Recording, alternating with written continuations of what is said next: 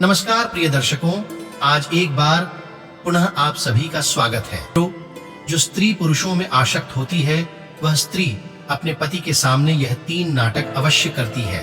प्रिय दर्शकों को आज का हमारा यह प्रसंग बड़ा ही ज्ञानवर्धक है और बड़ा ही प्रेरणादायक है। श्रोताओं, चरित्रहीन स्त्री के लिए, बदचलन स्त्री के लिए अपना धर्म, अपना कर्म और अपने लोग हमेशा से ही पराये होते हैं।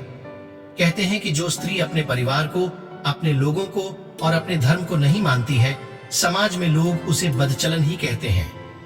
श्रोताओं, इसी तरह आज हम बात करने वाले हैं कि जो स्त्री पर पुरुषों में आ सकते हैं, वह स्त्री अपने पति के सामने कौन से 3 नाटक करती है। श्रोता, आज के इस प्रसंग को आप सभी अंत तक अवश्य देखिएगा, अंत तक इस प्रसंग के साथ बने रहिएगा। आज की यह वीडियो बड़ी ही ज्ञानवर्धक है और बड़ी ही प्रेरणादायक है। आज की यह वीडियो आप लोगों को बहुत कुछ सिखा कर जाएगी। श्रोता बंधुओं, आइए जानते हैं। श्रोता बंधुओं, कहते हैं कि जो प्रेम होता है, प्रेम के भीतर कभी भी उम्र नहीं छिपी होती है। कहते हैं कि जो सच्चे प्यार करने वाले होते हैं, वे ना तो उम्र का लिहाज करते हैं, ना ही धर्म का लिहाज करते हैं और ना ही अपनों का लिहाज करते हैं। श्रोता बंधुओं, इसी तरह एक बार की बात है, एक नगर में एक बहुत ही धनी सेठ रहता था।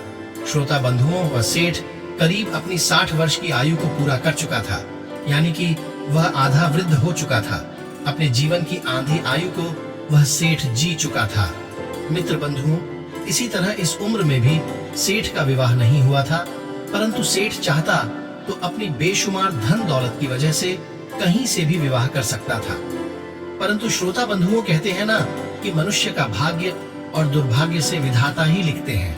जो विधाता लिखते हैं वही होकर रहता है। श्रोता बंधुओं, इसी तरह आधी आयु पूरी करने तक भी उस सेठ का अभी तक विवाह नहीं हुआ था।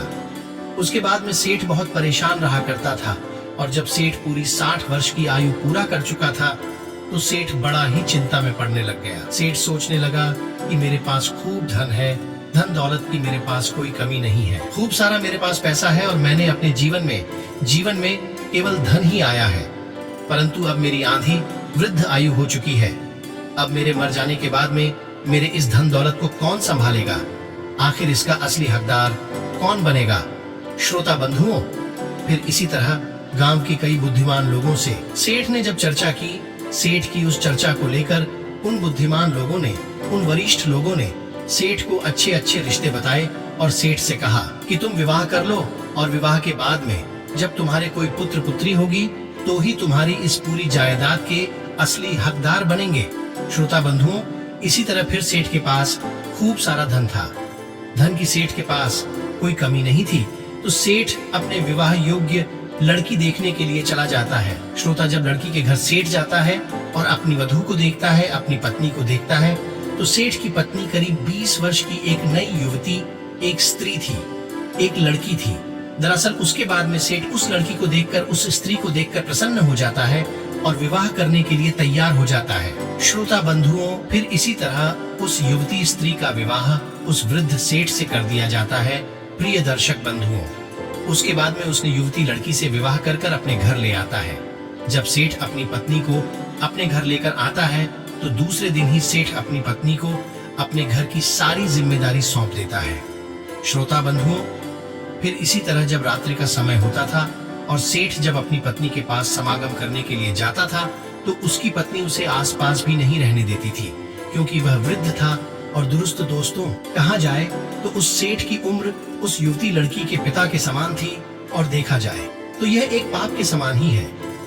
श्रोता बंधुओं, उसके बाद भी जब सेठ की वृद्ध आयु को देखें, वह स्त्री पूरी तरह लड़खड़ा जाती है तो वह उसी के पास वाले एक सेठ के लड़के से प्रेम कर बैठती है। उसके बाद भी सेठ को वह स्त्री अपने आसपास भी नहीं आने देती है, अपने हाथ को भी नहीं छूने देती है।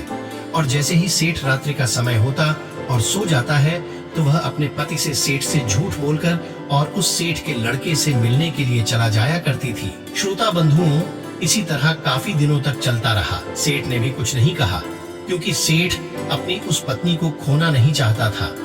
सेठ बार बार इस चीज को सोचता था कि मेरी आधी आयु बीतने के बाद तो मेरी भी शादी हुई है, और अगर यह भी कहीं मुझे छोड़कर चली गई तो लोग बातें बनाएंगे, लोग मुझे जीने नहीं देंगे, लोग मुझे ताने मार मार कर ही मार देंगे। लोग कहेंगे कि खूब धन कमाया, खूब नाम कमाया, परंतु संतान नहीं कमा पाया। श्रोता बंधुओं, इसी तरह सेठ कुछ नहीं कहता और उसकी पत्नी, सेठ की पत्नी, रोजाना नए नए वस्त्र खरीद कर लाती, कमाए हुए धन को खूब उड़ाती थी। श्रोता बंधुओं, फिर जैसे ही सेठ अपनी पत्नी की लगाम कसने को करता, अपनी पत्नी को थोड़ा भी डांटता, तो सेठ की युवती, स्त्री व पत्नी उसे उसकी वृद्धावस्था का बार बार हवाला देती और उससे कहती कि अब तुम्हारी वृद्धावस्था हो चुकी है, तुम मेरे लायक नहीं हो, परंतु मैं तुम्हारे इस वृद्धावस्था में भी तुम्हारा साथ दे रही हूँ। यही बहुत बड़ी बात है। श्रोता बंधुओं, उसके बाद में सेठ अपनी पत्नी से ही बहुत परेशान हो चुका था।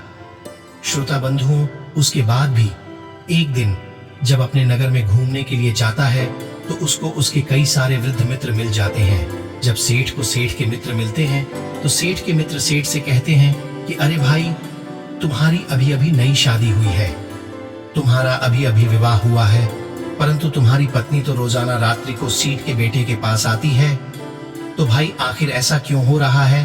प्रिय बंधुओं, उसके बाद में सेठ उनके पास और देर नहीं रुकता है। सेठ अपने मित्रों की इस बात को एक दाने के समान ही मानता है। उसके बाद में सेठ जैसे ही अपने घर आता है, अपनी पत्नी को देखता है, तो सेठ अपनी पत्नी से साफ शब्दों में कह देता है कि सुनो, अब मुझे तुम्हारे साथ नहीं रहना है और मैं चाहता हूँ कि अभी और इसी वक्त तुम मुझे छोड़कर अपने घर चली जाओ, अपने पीहर चले जाओ। मैं जैसे पहले था मैं वैसे ही अब भी रह लूंगा। मैं केवल तुम्हें, अपनी संतान को इस दुनिया में लाने के लिए लाया था, अपने इस वंश का वंशज चलाने के लिए लाया था, परंतु तुम मेरी इस विवाह करने की सबसे बड़ी गलती का फायदा उठा रही हो। श्रोता बंधुओं, उसके बाद में वह सेठ अपनी उस बदचलन पत्नी को वहां से भेज देता है और अपनी सारी जमीन जायदाद, अपने सारे धन को गरीबों में बांट देता है और फिर सादा जीवन जीने लगता है और भगवान की भक्ति में लग जाता है। श्रोता बंधुओं, अब बात करते हैं कि जब स्त्री गैर मर्दों से समागम बनाती है, गैर मर्दों से आसक्त होती है, तो अपने पति के सामने, अपने परिवार के सामने कौन से 3 नाटक करती है? श्रोता बंधु, पहला, जो स्त्री पर पुरुष में आसक्त होती है, वह अपनों पर, अपने प्रेमी को, अपने घर वालों के, अपने पति के सामने अपना कोई मित्र, बंधु या भाई बनाकर ही पेश कर देती है, क्योंकि उसे केवल अपने प्रेमी के बारे में ही दिखता है, अपने धर्म के बारे में नहीं दिखता है। और श्रोता बंधुओं, किसी ने सत्य ही कहा है, जो स्त्री पर पुरुष में आसक्त होती है, जो वेश्या रूप धारण करती है, वह कर्म, धर्म सब कुछ भूल जाती है। दूसरा है, जो स्त्री पर पुरुष में आसक्त होती है, वह बार बार अपने घर से बाहर जाने का नाटक करती रहती है, अपने पति को, अपने परिवार को, अपने कुटुंब को झूठ बोल देती है। श्रोता बंधुओं, तीसरा है, जो स्त्री पर पुरुष में आसक्त होती है, वह अपने परिवार को, अपने पति को बार बार नीचा दिखाने की कोशिश करती है, उन्हें बार बार उनकी कमजोरी का हवाला देती रहती है, जिससे वे अपने मन से, भीतर से बीमार हो जाती है और अपनी इस लाचारी को घेर लेती है। श्रोता बंधुओं, जो स्त्री पर पुरुष में असुक्त होती है, वे 3 नाटक अवश्य करती है। ये कहानी आपको कैसी लगी कमेंट बॉक्स में अवश्य बताएगा। साथ ही चैनल को सब्सक्राइब नहीं किया तो अभी चैनल को सब्सक्राइब कर लें और हाँ, कमेंट बॉक्स में हर हर महादेव जरूर